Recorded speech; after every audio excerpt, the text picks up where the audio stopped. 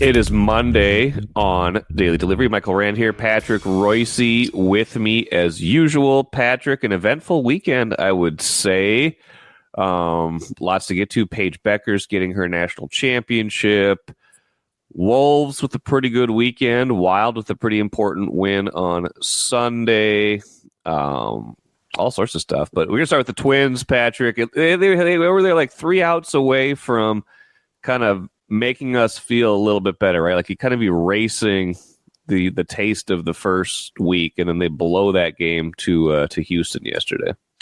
Yeah, I got to admit, my guy Willie Castro, they're ahead 7-2, and he's playing third base, and he hacked up 3 plays in that inning, and there was 3 outs that could have been made. One ground ball that he let get under him, another ground ball that he kind of threw high to first, and they didn't get the out, and then he didn't try to catch the pop-up out into left field. So all those plays right in a row in Paddock's last inning in the 5th, and they ended up letting them get back in the game from 7-2. It becomes 7-5, Right. and then they stopped doing anything against the Houston bullpen. It's weird. They had 2 big innings over the weekend. One of them won a game for them. The other one they put them ahead 7-2. But Paddock is it's what he ended up going into the 5th. But it is kind of hysterical here that you're 9 games into the season and you're worried about overusing your bullpen. It's extremely weird to say the least. But a couple of short starts. Over only went 4.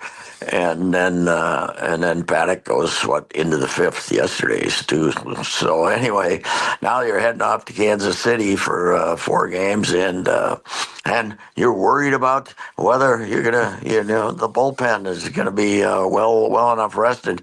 Now Griffin Jacks, who was to me the team MVP last year, yes, he's not throwing well yet, and he basically was in on making one game an adventure and then making another one a loss, and he served up that he threw that pitch to Alvarez that tied the game in the 9th inning, and yes. The ball wasn't the home plate, and he was shaking his head like he knew he was asking for a ball for the umpire when the other one was still going to the plate. He knew it was out of the ballpark, and then they did nothing. You know what? I still got the old Twins fire from back when I was a kid, and Sure. And I get upset when they blow a game, but I watch this team, and it doesn't bother me because I know they're going nowhere anyway. So it doesn't really bother me. They aren't very good, I think, is their big problem. The pitching has got a chance to be okay, but the lineup's not good, and it is astounding that 9 games in, 9 full games for Byron Buxton, not resting anybody. They're playing last year they played 154 lineups or something. This year they're playing the same guys. So it's a different approach, but they're just not a good club, I don't think. And now they're obviously, if they were in the National League West, they might be in a little bit more of trouble since Right. The other day San Diego was 7-1 and they weren't in first. They were a game out of first place because the Dodgers never lost, and Giants are good, and Phoenix, Arizona's good. The only one bad team out there, but this division right now, I still think Detroit's pretty good and Kansas City's pretty good, and but this is the 3rd or 4th place team. I didn't even get myself worked up watching them blow that lead yesterday. So You brought up 2 things I want to get to. One, the infield defense. You talked about Castro. I feel like that took a real step back this year, right? Like you get rid of Santana, who was Gold Glover at first base last year. Now you're kind of that's right. playing a rotating cast of characters there. Second base, if Brooks Lee was healthy, I feel like he's a better glove option. I don't know if he would have made the team, but he gives you at least another fielding option. And Reusse is not a great third baseman, but you feel a little bit more confident over there with him than you do with Jose Miranda or even Castro, kind of a utility guy, kind of playing out of position. Correa is obviously great at short still, but I don't know if his range has been quite what it is this year. So that's concerning. And then the starting pitching, I just looked it up, Patrick. They're dead last in the majors in both starting pitching ERA and innings pitched right now. Wow. Starting pitching ERA. And again, this is going to be inflated because Paddock and Ober had those disaster starts, but 6.98 is your starter ERA, and they've gone 40 innings in 9 games. That's an average of 4.5 innings a game. I don't think anybody except Pablo in his second start has gone more than 5, right? Joe Ryan's gone 5 a couple times, but that's it. That's true. And if you want to look back, 2022, yes, when they were terrible. They were last in the majors, pretty much in innings pitched for starters. Yes. The next year, they were better because their starting pitching pitched a lot of innings. They went to 4th in the majors. Yes, that's when they got Pablo, right? And then in innings pitched. And then, when you don't get any innings out of your starters, you're chasing your tail all year long. And, right now it does not look good. They supposedly have Zebby down there in St. Paul, and they have this Morris that they like a lot in St. Paul, and they got Festa, but they have options that we might see a little later, but they're going to run these guys out there for a while, and Ober's got Ober can't give you 4. I mean, they're so hard up. They usually bring it's usually the pitcher, but somebody after the game they bring in down there in that little room down there. Yep. They bring in Rocco, and then they bring in often they had Ober there as not the hero of the game, but the key player of the game. He pitched 4 innings. 4 innings. He threw 80. I think he threw 84 pitches, so they decided he was done. Was they got him in there talking about how much better he felt than he did his first game. He went 4 innings. So, I guess you just isolated what the biggest problem is, but they're not that. They have had 2 big innings in back-to-back games, but half the time you got Vasquez catching, he can't get a hit. You got Ty France at first base, he does nothing for me. Julian and Miranda, they hit Miranda's bat the other day and he had a home run, right. But I just don't. I don't like their MVP 9 games into the season is Harrison Bader. Yes. So, he made a great catch that almost bailed them out yesterday. But it's going to be a long season and lousy weather, obviously. But yesterday was Yesterday was nice. The kids' opener, and they had what? It didn't look like there was anybody there. I didn't know I don't know what they announced, but they announced 15 on Saturday, and yesterday it looked like they couldn't have been more than in actual bodies. It looked like they had about 10 there yesterday. So they got a serious interest problem right now, and they've certainly done nothing to cure that the first 10 days of the season. No, that's true. And yes, weather wasn't the problem yesterday. It was nice yesterday, pretty relatively. It was almost 60 yesterday. But yeah, I mean, that's probably their first nice day of the homestand. They'll probably get 1 or 2 here against Kansas City as the week goes on, as far as weather goes. But yeah, I was just looking up those pitching stats for you.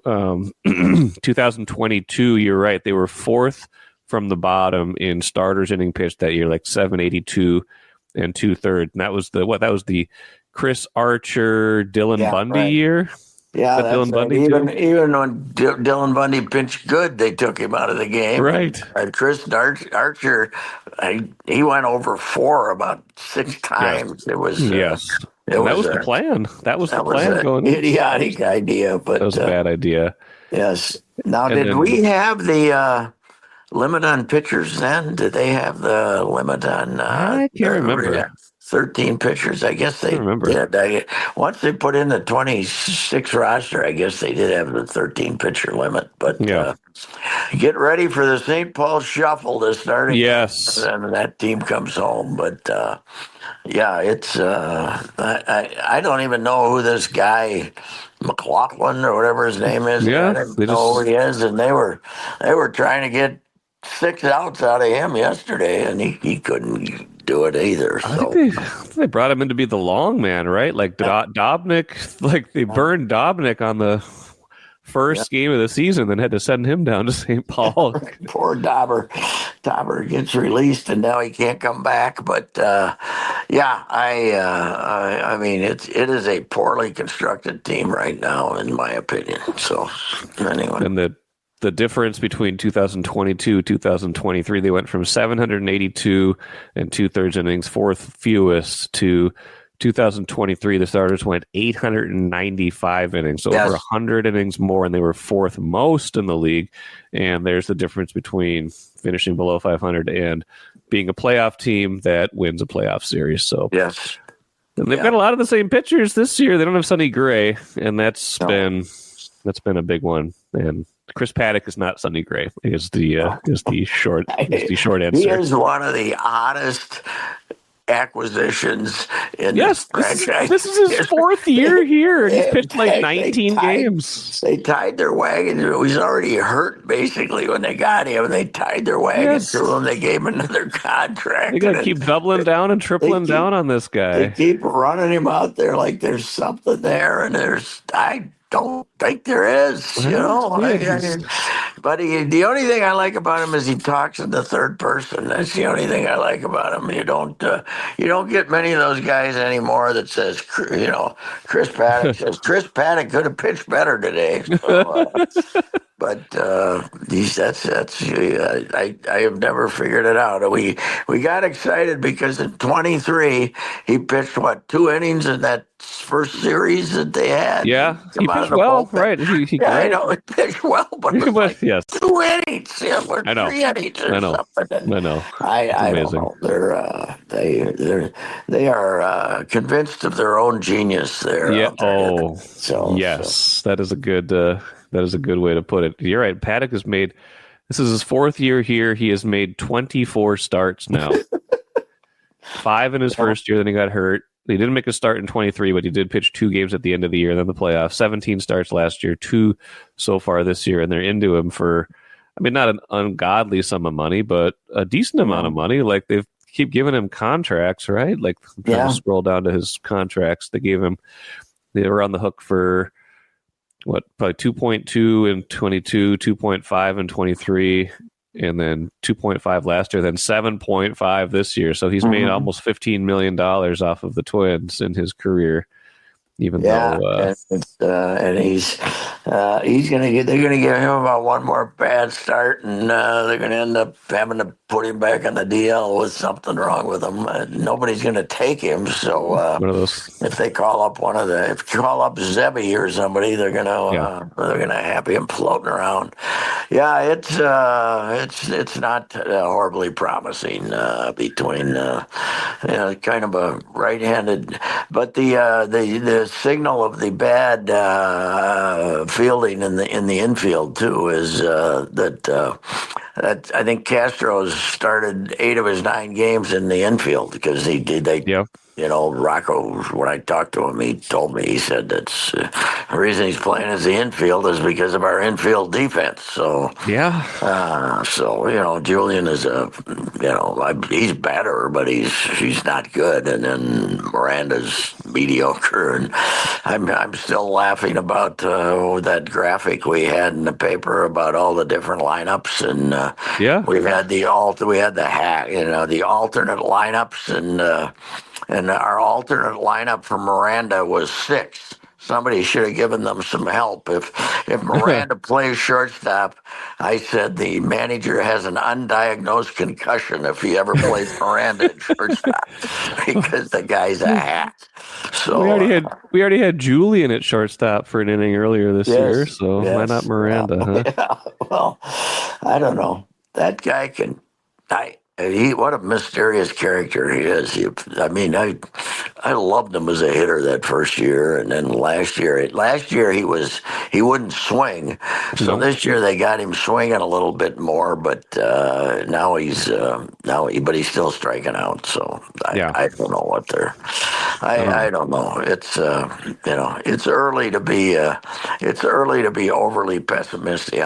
Let's remember that in 1991, they were 2-9. 2-9, and they won the World Series. Although I think Kirby Puckett, Kent Herbeck, not walking through that door.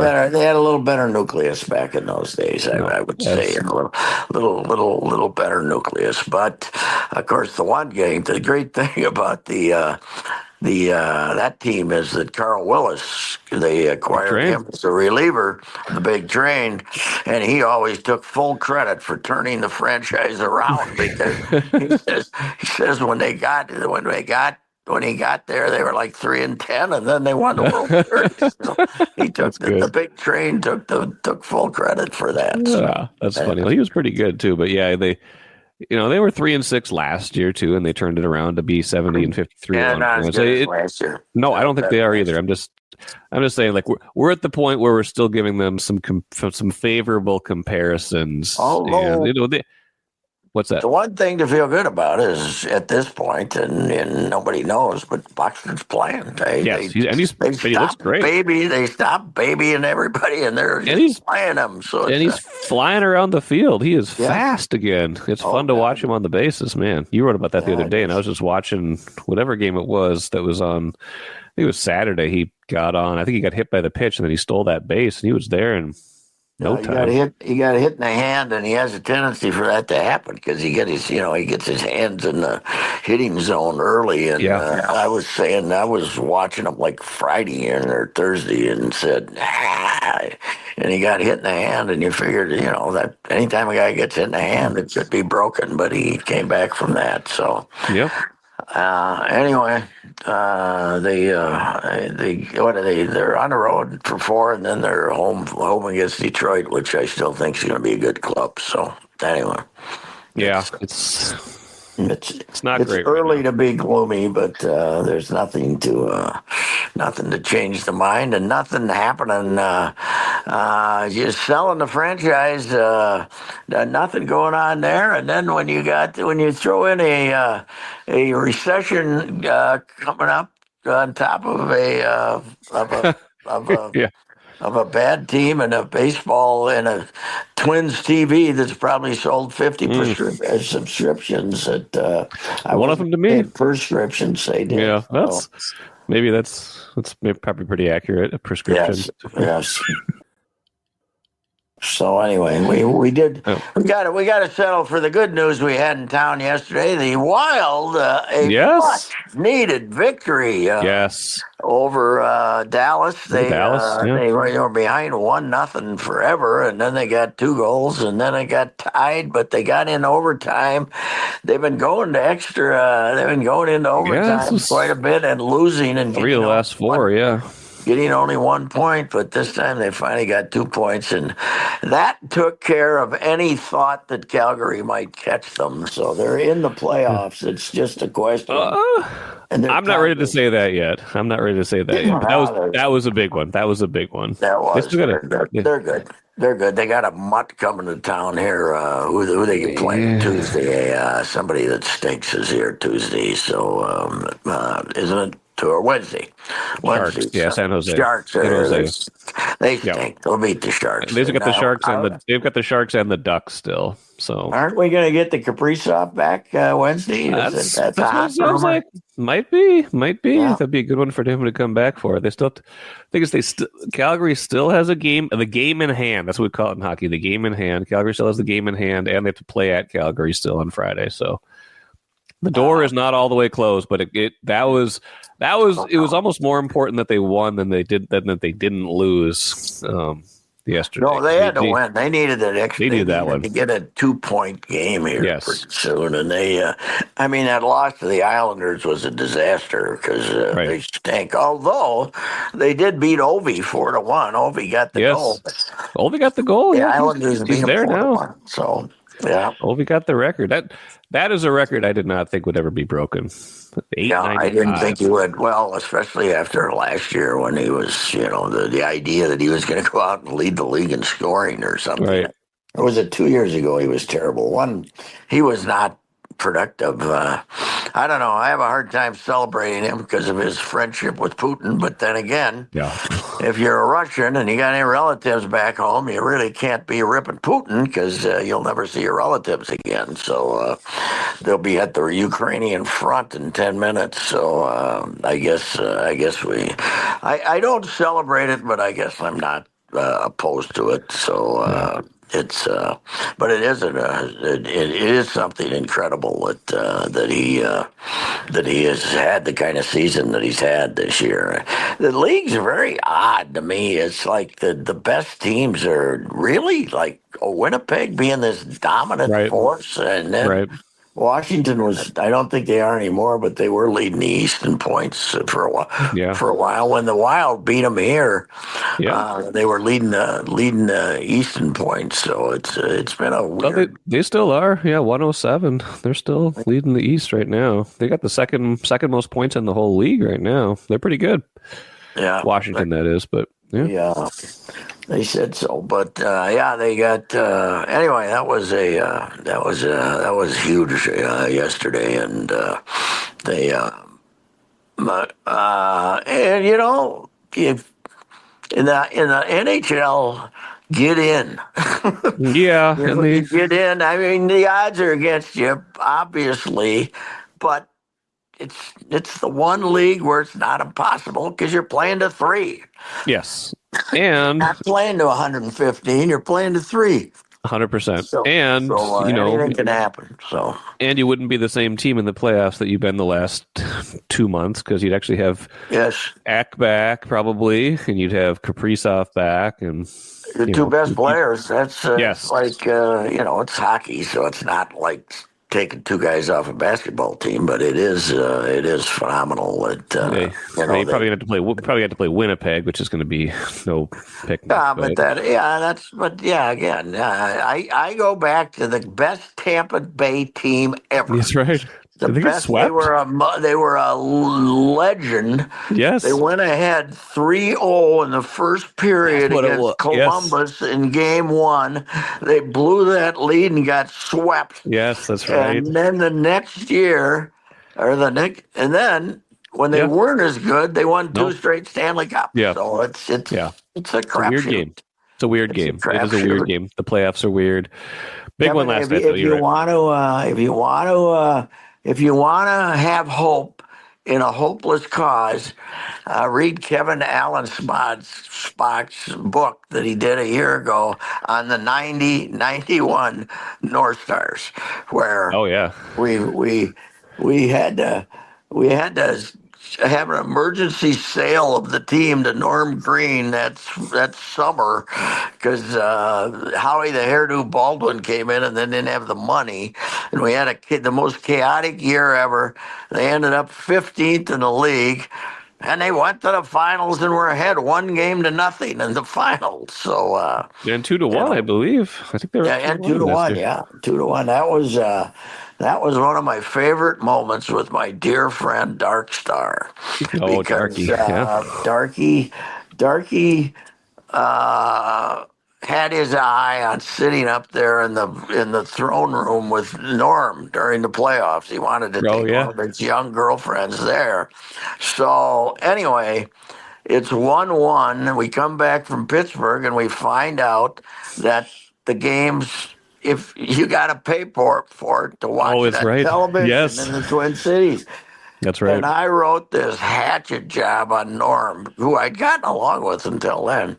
And that was the first time that Norm Greed ever appeared in print. I wrote this hatchet job That night, they win to take a 2-1 lead, and I'm driving home after the game, and Dark's on the radio. It's like 12:15, Uh-huh. and the topic of the night is, does the Twin Cities really need a negative sports columnist like Patrick Reusse? And everyone's calling in and saying, let the fat SOB get hit by a bus. We all hate him. I think you've told that story before. I love this. Yeah. I get home and call him up during the break, and I say, "That's a good show you got there going, Darky." And he says, "Ain't it wonderful? They bleeping hate you." So, I said, "Okay, I'll see you tomorrow. Goodbye." It was. That's fantastic. Yeah, they were up 2-1, and then they lost the last three. And when they got beat, what, 8-0 in the final at home. Yeah, they got. That's right. Once it was done, it was done. But that team was 27, 39, and 14. That was their record during the regular season. Yeah, they won 27 out of their 80 games. Yeah, 27 out of their 80 games. Yeah, well, it was like what was it, a 22-team league, something like 21, that. I think, is 21. 21 out of 16 out of 21 made the playoffs. Yes, so it was just they just went straight top 4 in the division. Yeah, that was it. So they were better than the Maple Leafs, who were in the Norris division back then. Yeah, the Norris. So they got to play. They got to go through, and there it was. Berman loved the Norris division because Berman would use the Norris division when he's on SportsCenter, but he'd also use it for other. He'd also use other leagues' bad division. Yes, he would. Called the Norris too. So yes, it was so legendary as a lousy division. So anyway. But your larger point holds that even as bad as they've been recently, and even as tenuous as their playoff position got before last night, and I think it's a lot better now than it was, but. You get in, anything can happen. It's hockey's NHL. You get the Gus bus rolling for 3 weeks. You could be in the conference finals. You just never know. So. And I continue to say this is the most amazing franchise in Minnesota history. Because win, lose, mediocre, miss the playoffs like they did last year. You can't keep people away if you had a fire hose. They're full every night. And they play some of these matinees late in the season on weekends. It's unbelievable the number of parents there with their kids. The support for that team compared to what the North Stars used to have is incredible. You know? It is amazing. Also amazing, Patrick, if we can shift gears, UConn winning, not surprising, but man, the fashion they did it in the Final Four, they were dominant. Paige Bueckers, great all the way around. Did you see her post-game interview, by the way, after they won yesterday? Talking about Gino, where they talked, and she said, she was talking about the post-game hug, and she said, he told me he loved me, and I told him I hated him. She was kidding, though. She was basically saying how hard he coached her, but how much he meant to her and stuff like that. But man, what a tournament! What a tournament for her! What an operation, though. He's had the same number one assistant the whole time, Chris Daly, and she's probably had 150 job offers to go places, and she just stays there. And if you're talking to somebody from there, they basically use her initials, and if you're not in on it, you gotta check it out. And said, but they talk about Gino and CD, and but the number of phenomenal players there, and this Sarah Strong is a monster. But she's not just physically; she's a smart player. She can shoot the three, and she never complains about the officiating. She runs up and down the court, and she's phenomenal. And then that Fudd was hurt all last year. She missed the year with an ACL a year after Paige missed the year with an ACL. But she's a phenomenal shooter too. So they had a reasonably hard time with Southern Cal, even without Juju, and they were a number 2 seed for some reason. And they but combined 57 points. They beat UCLA, which was alleged number one overall seed in the tournament, right? UCLA. They were I awfully think. good. Yeah, I think Yeah, so. I think they were the number one seed, and then South Carolina with Dawn, and as Minnesotans, we saw South Carolina hand Paige and UConn their lunch here in Yes. 2022. No contest, but they had Boston in the middle, and they had that little guard who just got up in Paige's face, wouldn't let her go anywhere, but. Yeah, they played phenomenal, and it certainly it wouldn't have been hollow her career for sure, but it would have without a national title, it would not have been the same. So that's obviously why she was so happy yesterday, and. I had a great time last week writing. Yeah, you wrote about her. Writing a column about that relationship and what a prankster she is, and I guess I'd seen hints of that. I hadn't read the real stories about what a disturber she is. She's and. When they when she got her 40 in the Sweet 16, Gino was standing there in front of the bench to greet her, and she blew right by him. She ran right by him, and I was watching it with Brian Cosgriff and some people. I said, "What's that?" And she said, "He probably she probably thought it was funny to leave Gino standing there and not give him a shake of the hand or something." So she's an agitator and funny, and she's a blue collar kid. She's not she came from mom lives in Montana. She grew up with dad living in a little townhouse in St. Louis Park, and with a little brother who's supposed to be quite the character. And I read a story about the guy from UConn, Mike Anthony, who does basketball. I'm not sure if he's still there, but he did some great stuff. But he was with Paige and her little kid brother. She was throwing the football around to him in the living room, and almost leading him out through the picture window, I guess, throwing footballs to him. But the kid shows up at all the games and yells at her, and she's people. We still get those. She should have went to Minnesota. People, but. She went out there to do this to win a national title, and she got it. And now,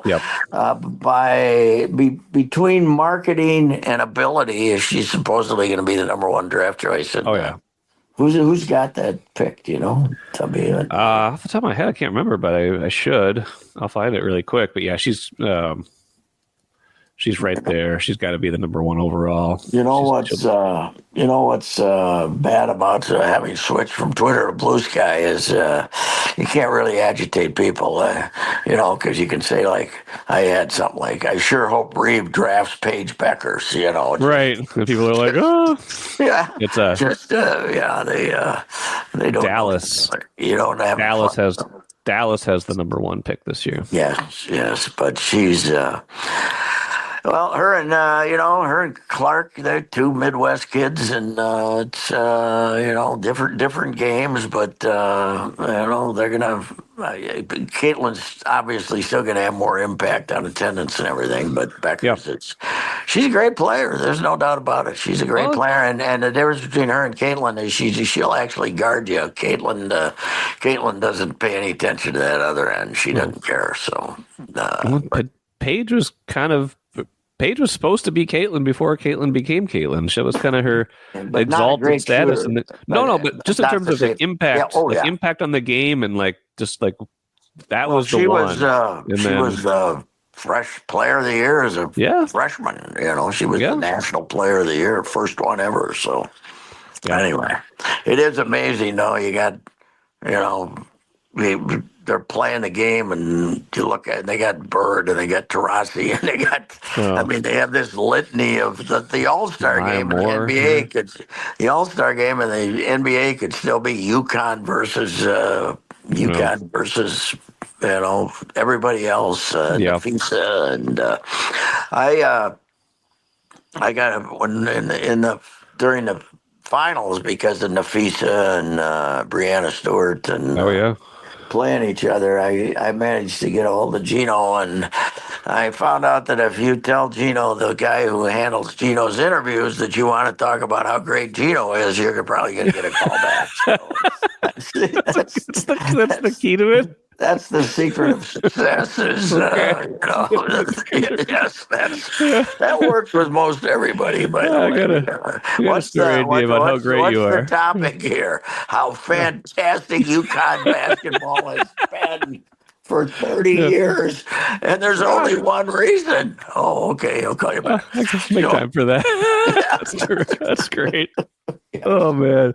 Well, before we get out of here, Patrick, we better mention the Wolves, because this NBA playoff race is bonkers. You got five teams in the West now that have 32 losses. 4 of them are 46 and 32. You got Denver half game ahead at 47 and 32. So like 3 or 4 games for these teams down the stretch. Like we don't know yet. Even the Lakers are still kind of in play because they're just like a game ahead of everybody else. So like 3 through 8 is basically 4 spots for grabs to get into the playoffs, and the other 2 are going to be in the play-in. Like someone's going to be in the play-in with like 48 or 49 wins. How about the last one for our local clowns playing that game? You know, they're playing the junior varsity for Mankato Bethany, and they have to sweat it out. We found the secret of Ant at the buzzer when he's got to throw up a 3. Don't even have him be able to look at the basket. He just, he didn't aim. He just threw it because there was no time left. Whoosh. The secret of success. And then he's acting like he made it on purpose. He just threw it, and he made that shot. What a loss that would have been. How could all the pathetic losses they've had, this is worse than losing to the Wizards if they would have lost this game with that team they were playing. But they're one of the most interesting teams we've ever had in any sport around here. This year. Yeah. 2 years ago they had some horrible losses, but we had no idea how good they were capable of being then 2 years ago. Now we know how good they can be, and they still can go out there and to get 15 down to the worst collection of players you've ever seen, and make it a war at the end, and throw it in, and now what we also discovered is when Rudy comes back and is playing a very important role, Jaden McDaniels disappears again. I know he's they cannot play together because Rudy's clogging up the part of the court that he has to go to be effective. That's a good point. What did he have? 2 points the other night? Oh, the other night he didn't have a field goal, right? No, I don't think he did. He's back. I mean, he was the key during the revival, and now he's got Rudy, and we're all saying, "Oh, Rudy, 18 RBI, 18 rebounds." It's not 18 rebounds, and McDaniel's back to getting 2. Yeah, because he clogs them up. So I don't know. 24 minutes each. 24 minutes each. That's the only answer. They're not compatible. And Rudy, we've found the secret of success for Rudy: shooting, dunk. That's it. Right. Dunk. Yes. Don't do anything else. We don't want you taking the 4-footer. You can't make it. Dunk. But when he's in there dunking, McDaniels doesn't do anything. So it's a perplexing situation. It's a conundrum. Yeah, yes, it's going to be an eventful first round series. Hopefully they stay out of the play-in, but you're still going to if you stay out of the play-in, you're going to end up with the Lakers and all the Lakers or the Warriors. Nobody's easy, but that's not who you would prefer to play. Probably any of those teams. Who's going to attempt to guard Ja when they're in Memphis? Might be Jaden. Thursday night. We'll see. Maybe Jaden. Maybe Ant. Chase him around. Ant. Yeah. Bring Clark in for 15 minutes that game. Yeah, and let that's him true. Burn off all his energy. I don't know. Yeah, I can. That'll be the game. That's what. But that game will probably. That's Thursday. Yeah. But they got Milwaukee before that. So. Yeah. Are they 1-1 with Memphis? So. No, they're 0-2 with Memphis. They cannot get They cannot get the tie. They cannot get the tiebreaker. Well, maybe it's not. They got to win it then, just for. They got to win that one outright. They need to win. Yeah. Yeah. They need 3 of these last 4. They can get one of these next 2, and then sweep the bad teams at the end, and then they probably avoid the play-in at that point because you got enough teams playing each other, and they've got some tiebreaker edges over like Denver and. God. Congratulations to the NHL, by the way. They don't have a stupid play-in, although don't bet against it eventually. No. So far, Bettman's against it, though. But the trouble is in the NBA, you can do it with 1 game, and the hockey you have to let them play with 3. So 3, something like that, and that's just wearing everybody else out. But you can see them going to it at some point. I think the NBA has seen the results they wanted from it, which is more postseason, keeps more teams into it at the end too. Even if they're not the greatest teams, you still feel like you're not tanking as much at the end of the season. Maybe not as much, but we still got some pretty awesome tankers right now. Unfortunately, it'll be interesting to see when that league expands. They got to be going to 32 pretty soon, don't they? I would think. Yeah, I think so. I think that's coming. A couple of years to throw a little more money in the coffers. Yep. So Vegas and Seattle, where Gary Bettman beat you to both those towns, you morons. So, everybody wants to badmouth Gary Bettman of the NHL. I said, he's got Vegas and Seattle. They got Oklahoma City and Memphis. Okay, which do you prefer? So exactly.